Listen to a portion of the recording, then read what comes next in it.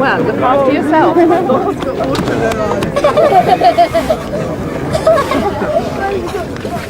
On the 3rd of February this year, in front of the world's press, I took a hand-picked crew of 10 women from 7 different countries to challenge the record of 71.5 days for sailing non-stop around the world.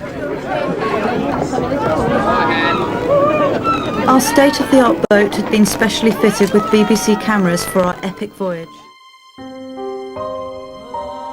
More people have been to the moon than have achieved this world record. It has never been done by an all-female crew.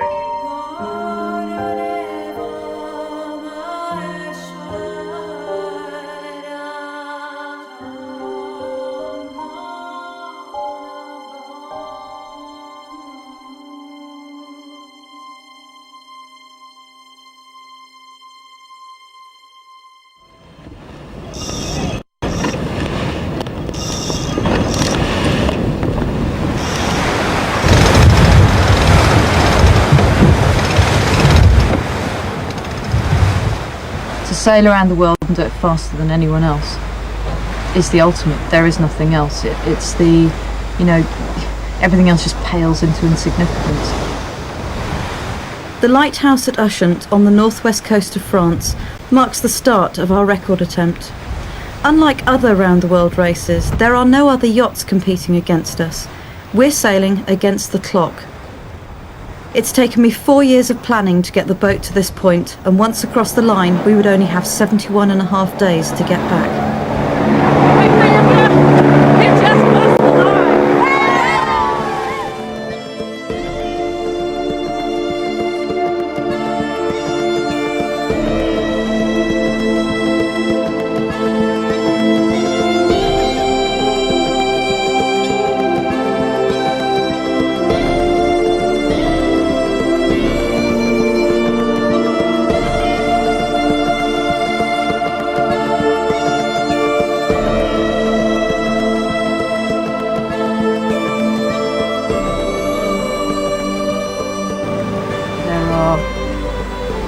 Two ways of thinking on sailing a boat. There's one way of thinking which is to push the hell out of it and go as fast as you can, and that it's sissy to reef, and it doesn't matter if you break things. Then there's the other way of thinking, which is to sail it a bit more conservatively, to be safer, and to spend less time breaking things. Whenever anybody takes the risk, there's obviously that element of anxiety. And you've got to live with that if you're going to do it. So we've got to make sure nobody on board backs off and gets scared, There is nothing as important as surviving this. Nothing. No record, no bloody 24-hour run is more important than coming home safely. Although experienced sailors, half of the crew have never been further than the equator, let alone the Southern Ocean, where we'll have to contend with furious seas and extreme conditions. Understandably, there are nerves. I think you'd be inhuman or have something wrong if you weren't scared or didn't have certain fears about what's going to happen and what we're going to find out there. Imagine for 2.5 months working for 24 hours a day and having maybe 3 hours sleep at a time, and know that your life is hanging on the end of a needle. I mean, it's just going to take one mistake and we could all be gone tomorrow. You guys should be good. It's probably the unknown, not knowing really what it's going to be like. We've heard so many stories about the Southern Ocean, about the 80, 100, 300-foot waves. And, the pub stories, and the waves get bigger and the winds get stronger. Our 92-foot catamaran was built for speed rather than comfort. Capable of 40 miles an hour, it's one of the fastest sailing boats ever built. It's a challenge to sail, but an even bigger challenge to inhabit. One of the worst things about the boat is the cramped living conditions. It's cosy. We have to all get on quite well, and you're all living in a very close, confined space. We share these 3 bunks between 4 of us, So we don't have our own particular bed, because we're always rotating, going up on watch every couple of hours. So whenever you go on watch, you have to pack everything back away. Your sleeping bag all goes back into a bag so that someone else can come and sleep on the bed that you've been sleeping on. So you don't have a specific bed each. You just get into the one that's empty when you come down off watch. Whereas the crew sleep in the hull, Adrian and I live in the God Pod, the cockpit area just in front of the wheel. The only other living spaces on board are the toilet and a tiny kitchen. Everything we eat is freeze-dried because that's the lightest food that we can take. As you can imagine, it's a bit like eating baby food the whole time. It all looks the same and it generally tastes the same as well. With all the food tasting the same, little extra treats become very important. The trouble is, they don't last long. On my porridge in the morning, I like to have butter and golden syrup, and this is the state of the golden syrup on day 2. So we have no butter, no golden syrup, and this is the only thing I enjoy eating on the boat. Life doesn't look too rosy at the moment, I have to say. It gets worse. The wind changes again and we're going nowhere. We've put this whole spinnaker up and we're just taking a reef out. The wind's dropping. It's down to about, we had about 37 knots, yeah. And in a few hours, about 3 hours, it's dropped down to about 20 knots. So we're not going fast enough at the moment. So we're just putting bigger sails out to go faster.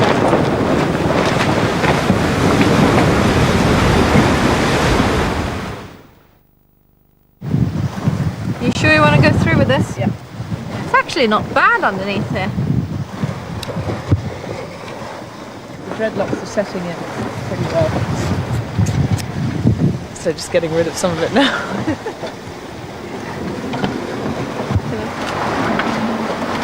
3 o'clock in the morning we shredded the big light spinnaker, so I'm up here this morning and we'll start sticking it back together. We've ripped the 3 sides off it and plus straight through the middle. So she's a bit of a major. What do you do for a living then? Well, that's a very good question. At the moment, I'm sailing around the world. Yes. There's still daylight out there. What time is it? Yeah, we're never letting you go out ever again. Feels like it.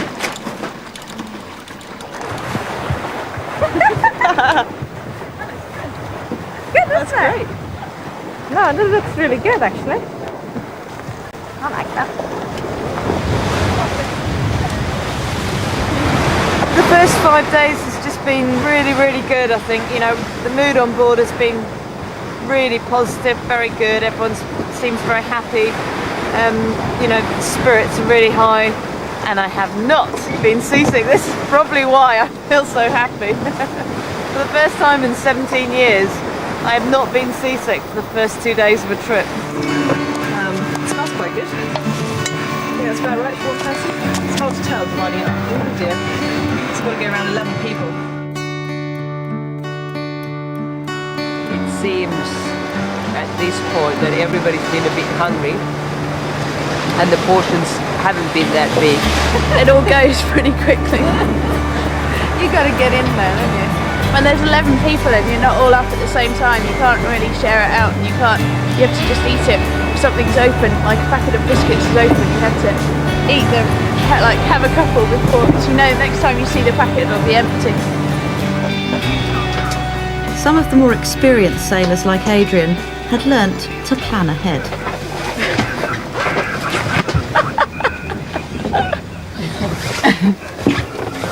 After what I've heard Hannah's cooked anyway for breakfast, I think this is a better option. What's she cooked? Mashed up hot muesli.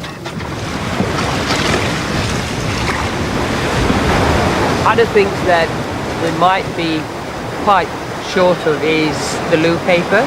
That's the worst thing for you. We're really worried about the loo paper. Oh God. Already. Yeah. That is really important. It is. Yeah. Small things like that. Get good quality None of this value thin shit. wrong word. As the wind picks up again, so does our speed. It's only day 6, but already we have our first casualty. This is the black box, the medical box. And I'm just about to cast up around this hand. I don't know whether I smacked it or pulled it really hard or something. You know, when you're working hard, you don't even think about what's happening. You just, you know, you're pulling up sails, moving stuff around. Anyway, whatever, it's quite painful and swollen, and I've got very limited wrist mobility. This is actually my first time I've done this for real. Hey Miranda. I've done it once before, but that was on a hen night. And I didn't even get the bride, we got the bridesmaid, because we were just all that drunk. And oh, to be that drunk now. Stick that on, stick your thumb through those wee holes I just cut. Is that the right hand? Yeah. Checking. It's like I've got really bad mobility. Yes. Move it that way. You're going to want to clean it before you put this thing on. Oh no, there's no cuts or anything, so... And the boat's actually pretty sterile a couple of days out, because the germs just don't like living on this boat. Funny that.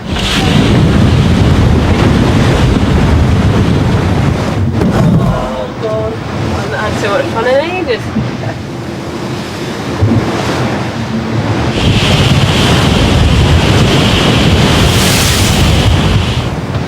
Is it cold out there, Hannah?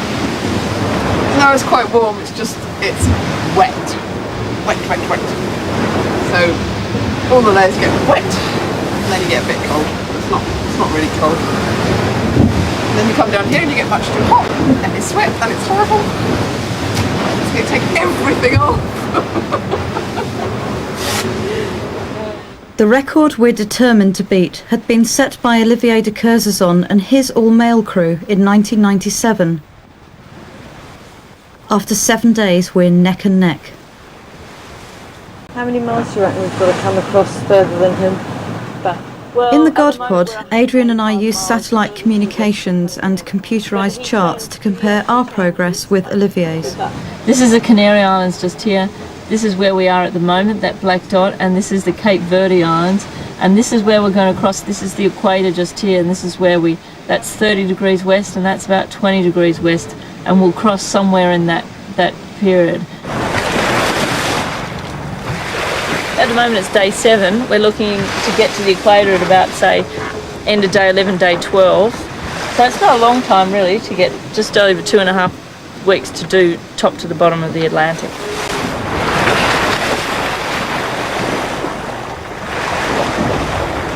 We're about to hoist the spinnaker that I repaired 4 days ago, and I'm all nervous. But no, let's go and do it, see what it's like. Spinnakers are the big sails at the front of the boat. Although they allow us to go faster, too much wind can rip them to shreds. As sailmaker, the pressure is on Sharon to make sure they're all kept in working order. She's up! It's not too bad, it's a bit... We get a bit tight in the middle going up to the top of the sail, but that's okay. Look, she's not, if you think, not too bad, it's bloody brilliant.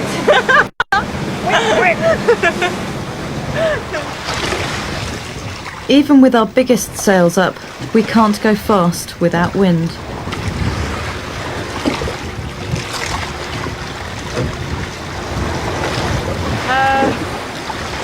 I guess we're about 125 miles behind Olivier, and we've got some catching up to do.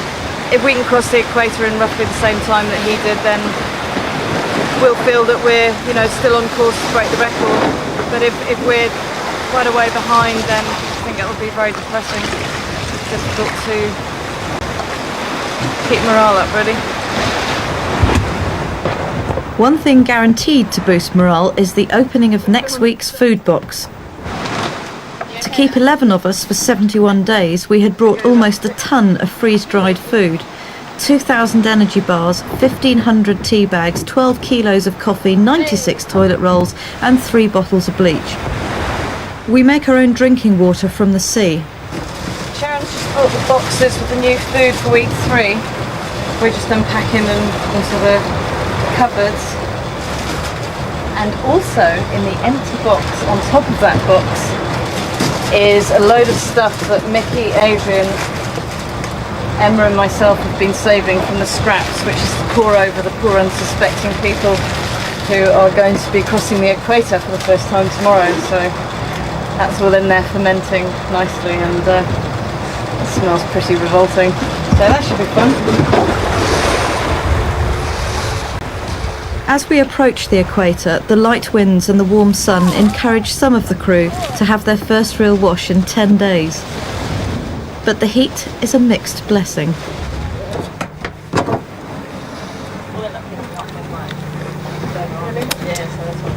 Yum. It just draws out the pleasure of eating the chocolate, actually. Run out of splicing to do, so we're making toilet paper. I'm not sure we want to go straight into a conversation about loo paper after this. Here we go. Blue Peter would be proud of you. Brilliant. Two rolls of Something, I'm not sure what. something I prepared earlier. The area around the equator is famous for the doldrums, very light winds which plague sailors. But Adrian's expert knowledge about the weather keeps us all in the picture. Yesterday we were sort of in the 5 to 7 degree zone, and you could still see those little bits of puffy cumulus in the sky. But you can see now that we've now into the intertropical convergence zone, ITCZ, and you can see now the cumulus. We're in that trough of low pressure, which is the ITCZ, and you can see these heaped cumulus clouds. So the two weather systems come together, water rises, heaps up, gets too heavy, comes down. That'll be rain then. That'll be rain.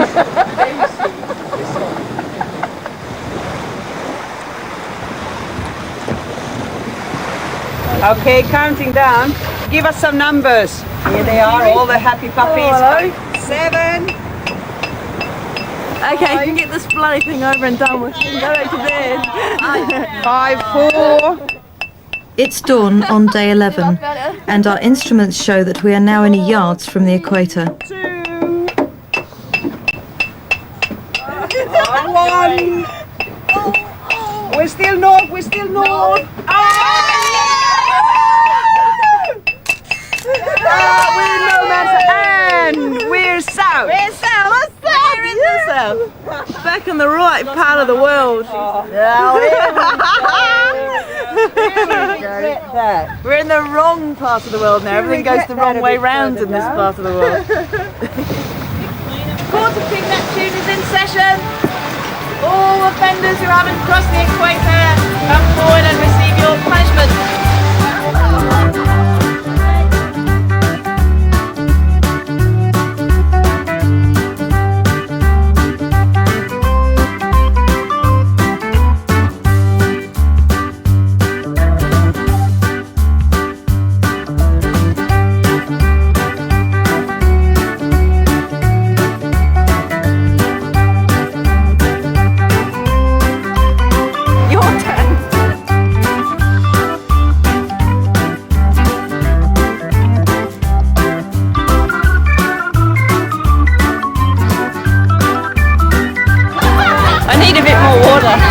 Oh my god, that is absolutely stinking. I'm drowning there for days, oh my god.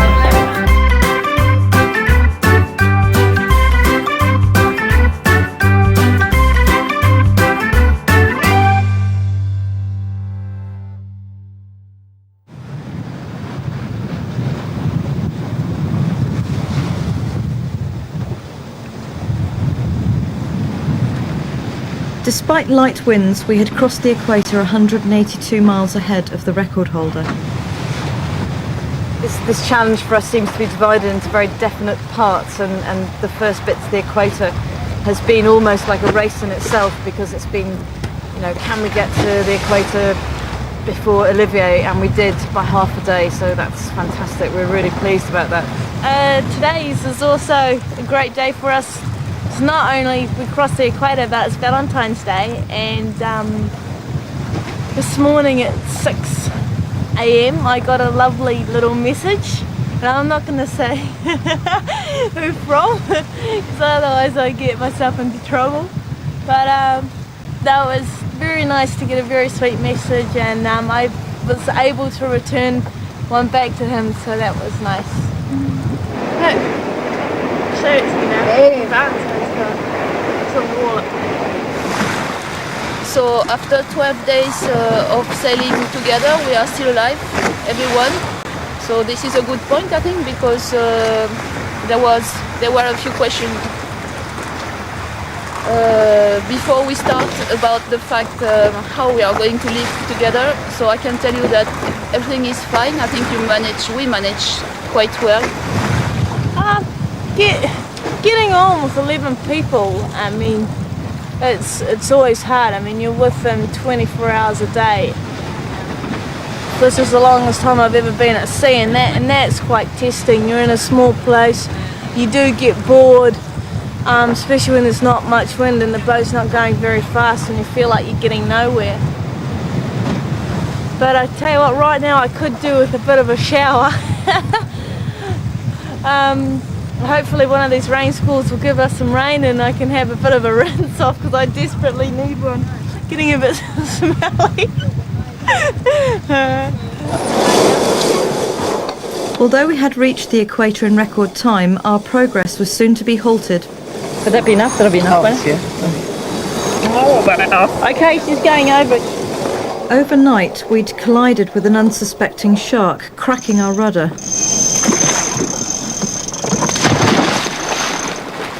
While Hannah went below to patch up the damage with some underwater filler, the rest of us took the opportunity to attend to some other repairs higher up. Can you just go up on the halyard just a bit, please? Yes.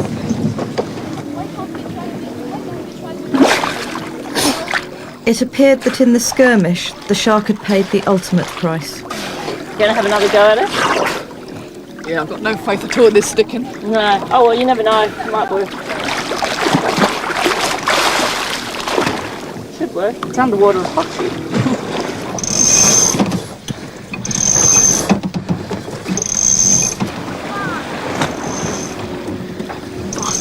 Bastard sharks.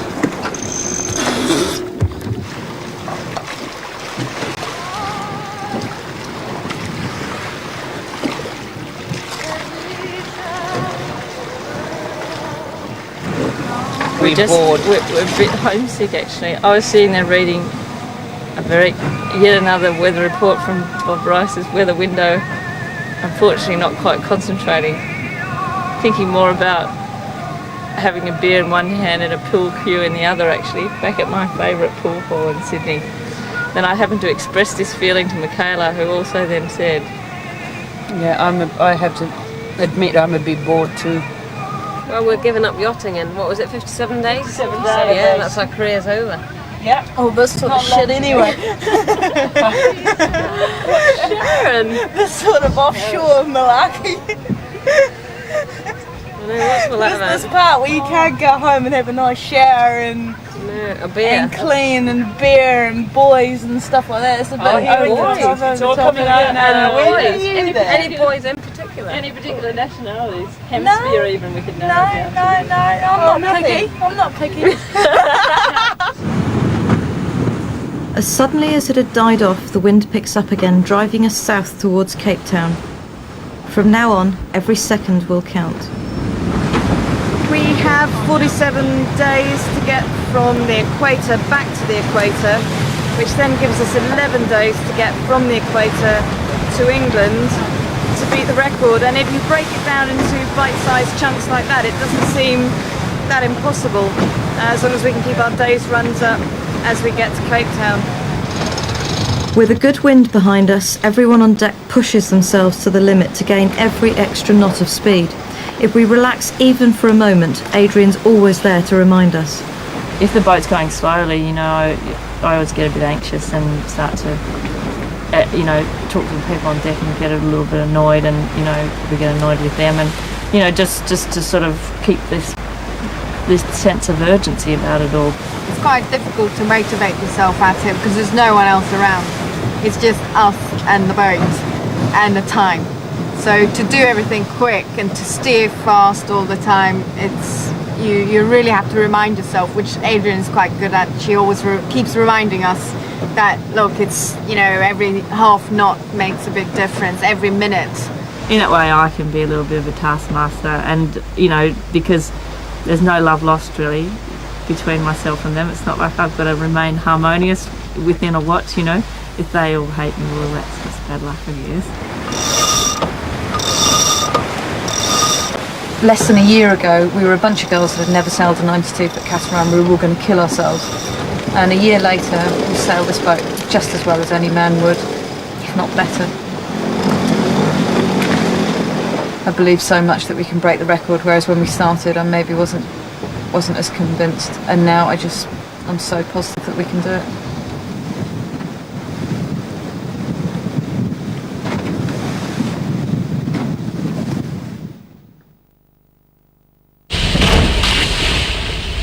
The wind has turned again, so has my mood.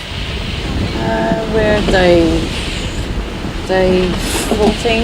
Yeah, day 14. It's just really frustrating because the wind is not doing what it's supposed to do, which is free us, which means come round to the east so that we can start going towards the Cape of Good Hope, because at the moment we're heading towards Rio, which is not where we want to go, very nice though it may be. It's just really frustrating. We've got not bad wind speed, but the wind direction sucks. It's just gone from one extreme to the other, from right behind us to right in front of us. Some days at sea, everything seems to be against you. The wind's from the wrong direction, the boat's bobbing around like a cork, and there's a repair job to do at the top of the mast.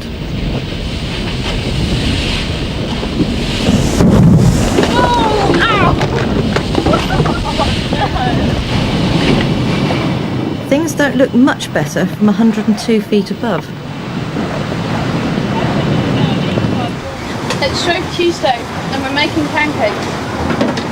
The batter mix that we got is like a really nice instant batter, and you're supposed to add an egg to it, and we obviously on this boat we don't have any chicken, so we don't have any eggs.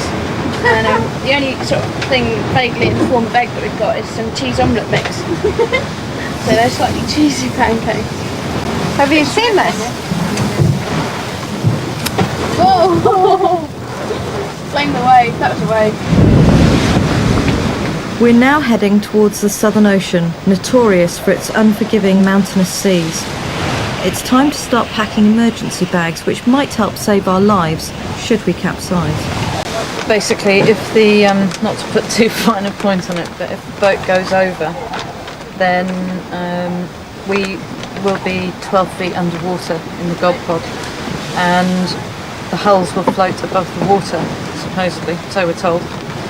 So what I'm doing is packing up all the important things that we would need with us if the boat went over in the worst case scenario. And we already have grab bags in either hull, which is like food and navigational equipment, water makers and stuff like that.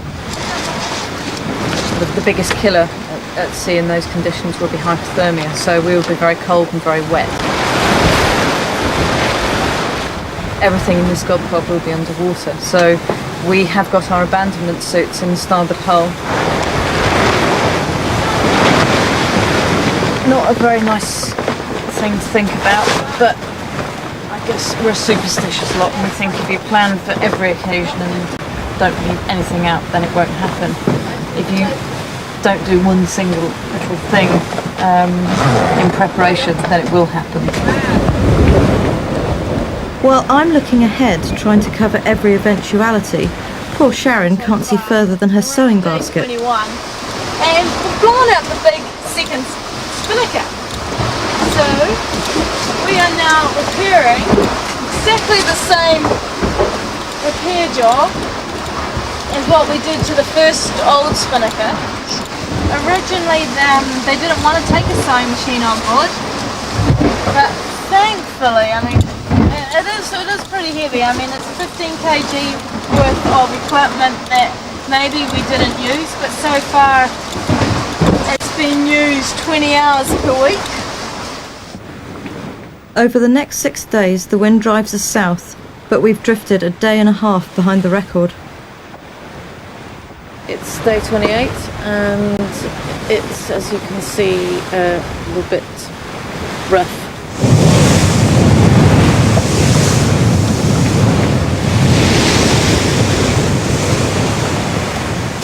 It's been like this, I guess, since about yesterday lunchtime. The water is absolutely freezing, as the girls on deck will testify to. The waves are about 40 foot, something like that. The wind was up to about 45 knots last night, although it's tailed off during the night, and it's now about 32, gusting 38. We've been doing some really good speed and in the right direction. Hooray! The only place available for a moment's quiet contemplation is the loo. It just so happens there's a camera there as well. It's wet, everything's wet. Inside is wet, outside is wet. Unbelievable.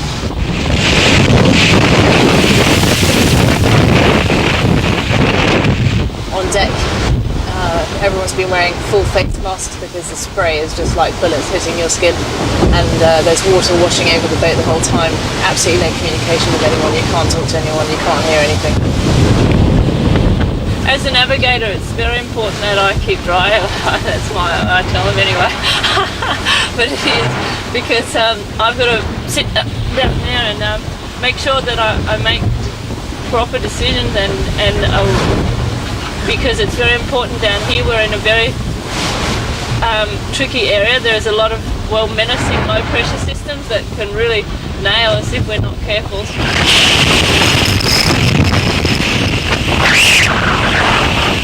It's quite a big milestone in our trip. Day 30, we've been 30 days at sea, and we're getting very close to being now halfway there. As you can see, it's hang on. As you can see, it's pretty bumpy outside at the moment.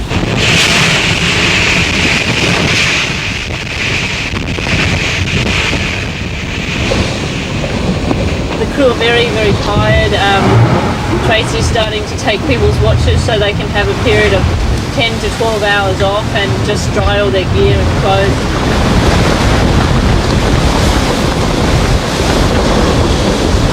We've all lost every concept of time that we ever had. I mean, I think it's Sunday today, but I have really not a clue. All I know is that it's day 33, and that's all that matters now, is day 33, day 34. How many miles have we done? How many miles have we got to go? And how long have we got to do them in, to beat Olivier's record? The dreadful conditions put intense pressures on the boat and the crew. For some people, the strain becomes almost intolerable.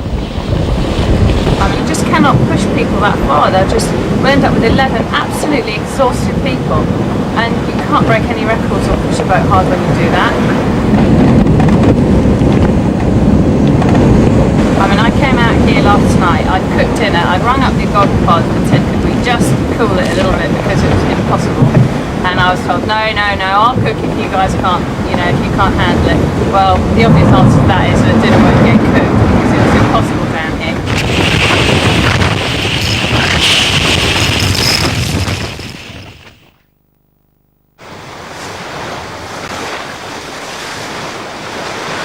The two top bands broken, so we're replacing them. And taking the cars off the mast, taking the main down.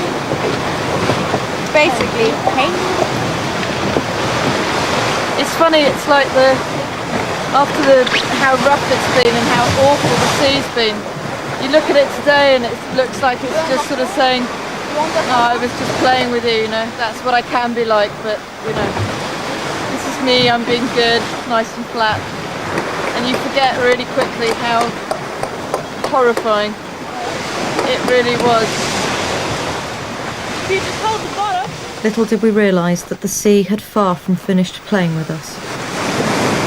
We've been a couple of weeks in the Southern Ocean now. We've gone through the Indian Ocean.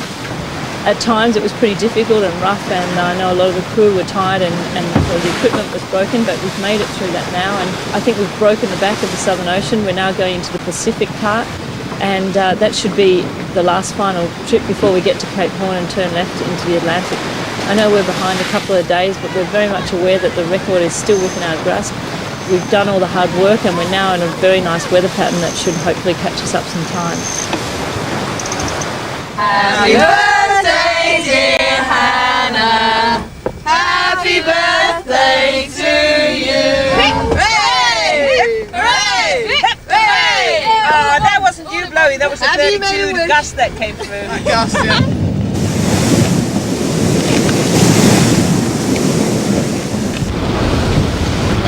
Just finished my birthday.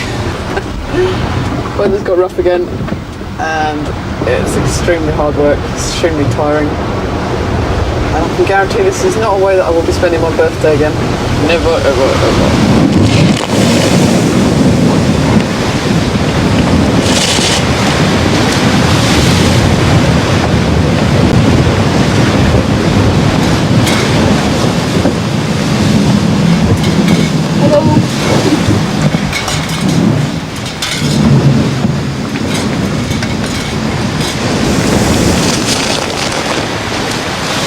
It's the end of day 42, beginning of day 43, and it's about 11:30 GMT time in the morning.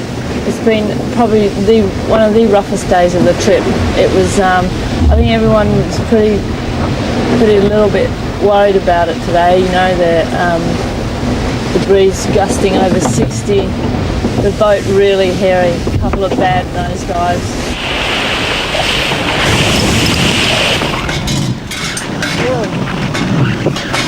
You know, I know today was a day when really there were a few pretty scared people, and that's fair enough because it is human nature, and it's pretty scary out here. So it's not easy.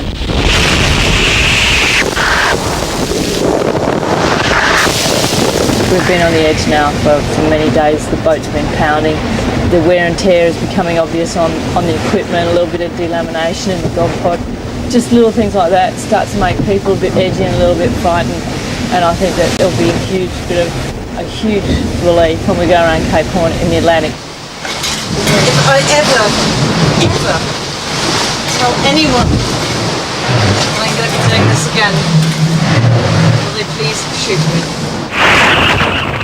Although life on board is miserable, the good news is that we've made up some lost time and are now within a day of the record.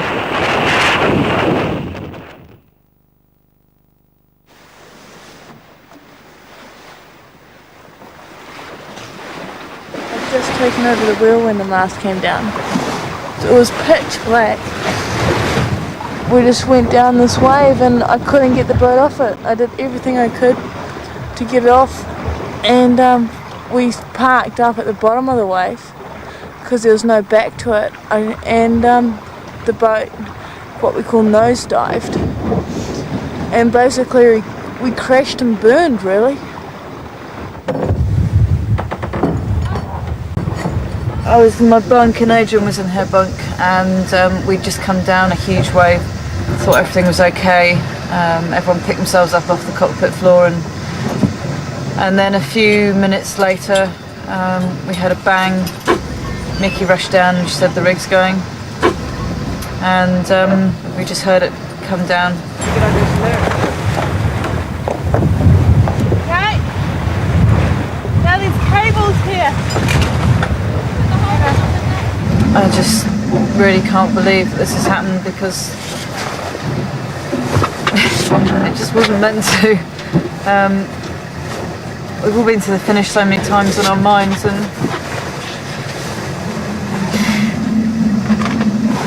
this just wasn't in it. And we were so close. We were so freaking close. We were so close. We were going to be a day behind Olivia at Cape Horn, and then we were going to catch that up on the way back, and we were going to do it. and I just can't believe that this is 4 years down the drain. We could have did it around and made it, couldn't we? But we took it as a serious record attempt, so we sailed the boat like it should be sailed. We were up to it, but the rig wasn't. Yeah, exactly.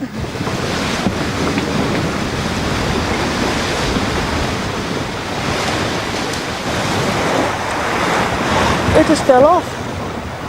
And I've never ever willed something to stay up there so much in my life. It was just no, don't do that. You don't want to fall down.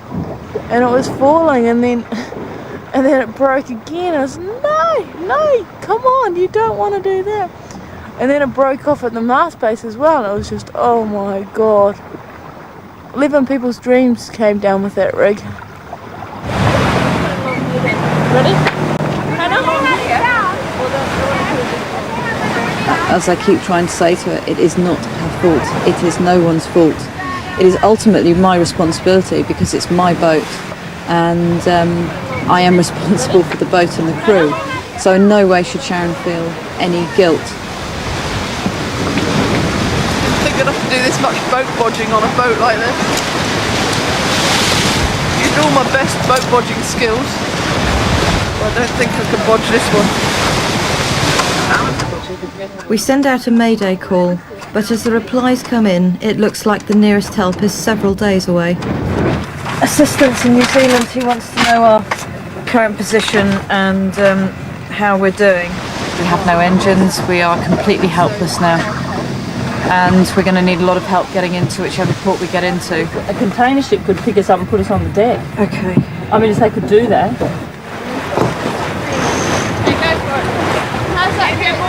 Incredibly, the girls are able to salvage a short part of the mast and put up a makeshift rig.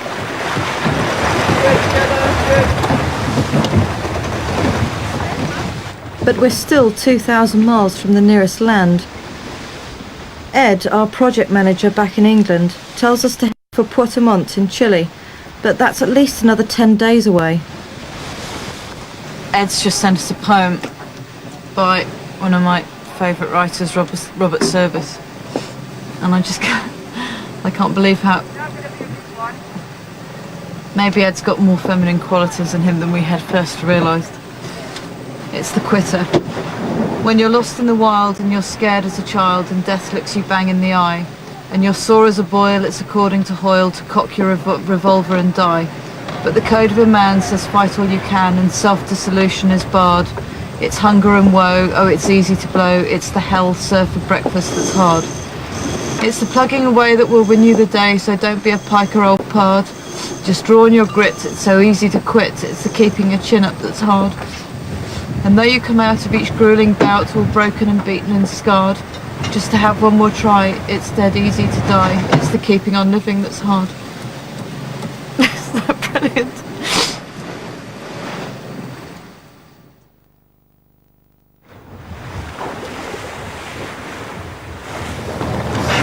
Speedy. 2 knots, 2.8 knots. Hold on. I still keep hoping I might wake up. I dreamt a couple of nights ago we crossed the finishing line. It was awful. I still won't believe it till we actually get home, I don't think. I know, I can't take it in. It's, what are we going to do with ourselves for 10 days? Yeah, that's the problem, isn't it? Get writing one of those quizzes again. I know. I'm going to have to be full-time on a quiz. I'm going to end up reading the Bible. I bought that on CD.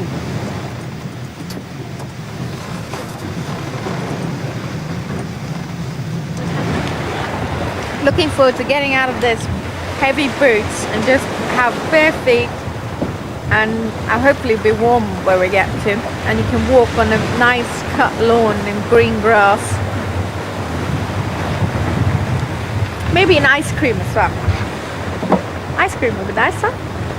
Steak here. Steak and beer and red wine. And fresh vegetables. And red wine and beer and steak and red wine. Yeah, like that. I'm just fixated. pissed off, just fed up, just want to go home and hibernate somewhere. Don't want to talk about it. Don't want to talk about what's happened. Don't want to face the press. Don't want to. Just want to be left alone. You got a lot out of it. I mean, you learnt so much. I mean, if you come out of this and you learnt something, it was well worth it.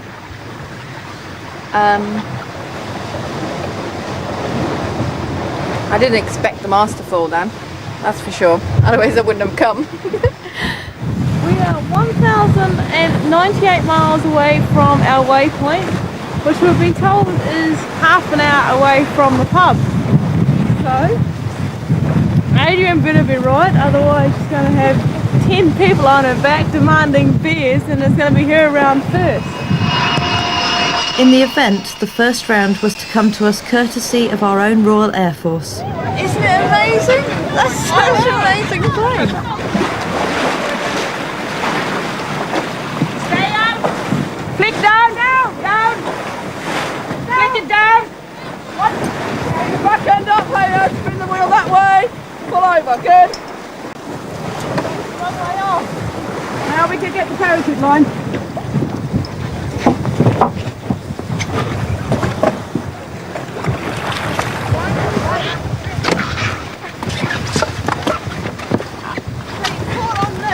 Wait, roll to me a bit.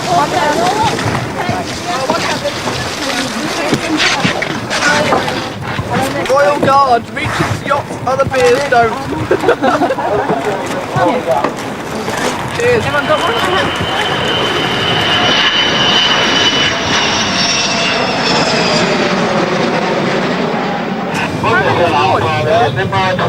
I'm departing this train back to base and we'll be have a good and uneventful journey back to Chile, and I'll be monitoring this net until we're out of range.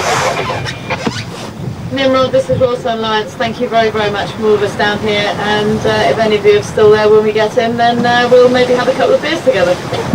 I would be delighted to have a couple of beers.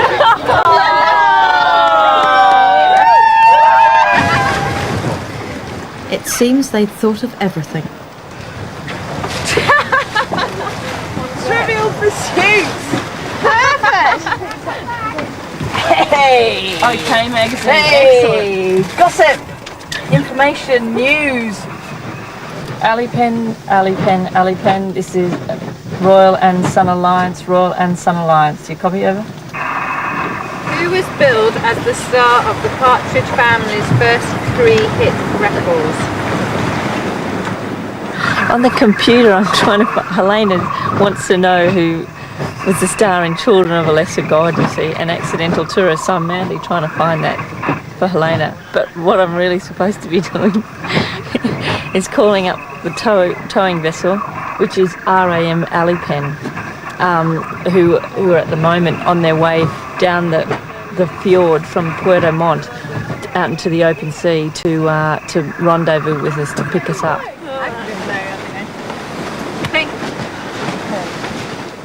Yeah, I copy that, and I think that's a good idea. It is a good idea if you keep coming towards us, because we are not going very quickly. Over. Yeah, sure.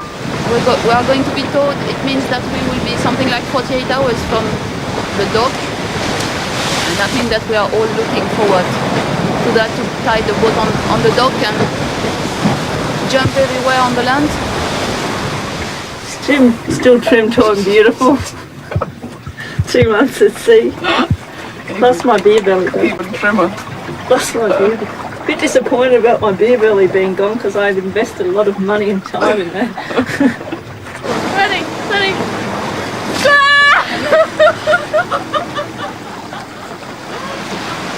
I'm going to sit in the scoop and I'm going to sit there stark naked till I'm clean. You either do it today while we're by ourselves, or you do it tomorrow with all the chili and tundra. I'm going to hide behind the back beam, they don't see. A back. Yeah. And I'm going to have one even tomorrow as well. Wow. So that will be 2,000% more baths than what I've had in the last 6 weeks. Yes, me too. What are you doing? It's not that bad.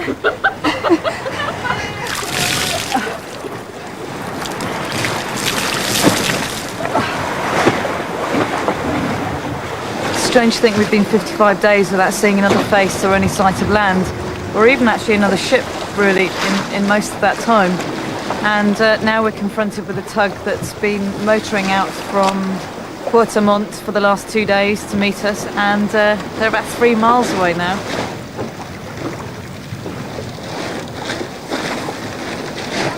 It's going to be strange not being on our own anymore, which will be a shame, I think. It's, you know, I mean, even though we haven't broken the record and we've been stuck out here, I have to say I've enjoyed the peace of the last few days. It's getting big. I can see bow waves.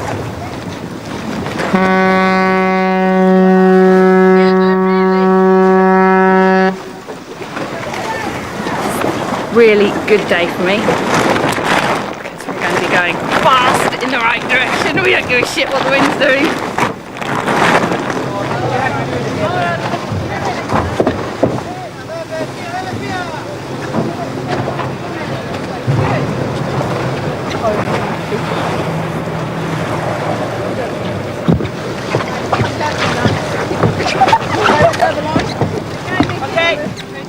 The vessel is made fast to our vessel.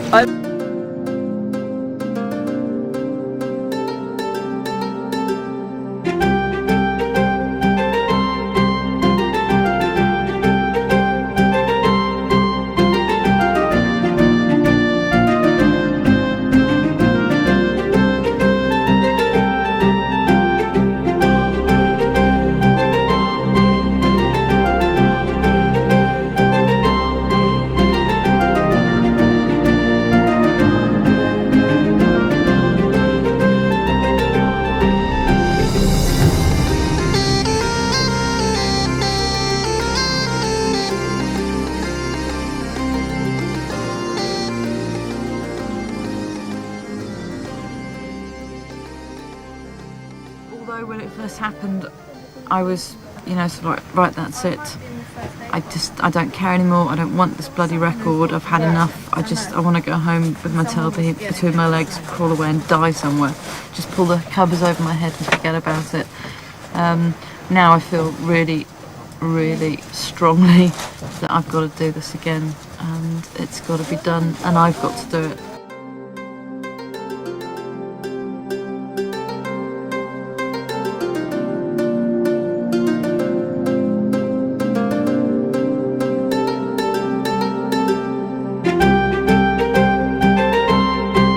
Living life on the edge, you can't explain it. I'd go again tomorrow.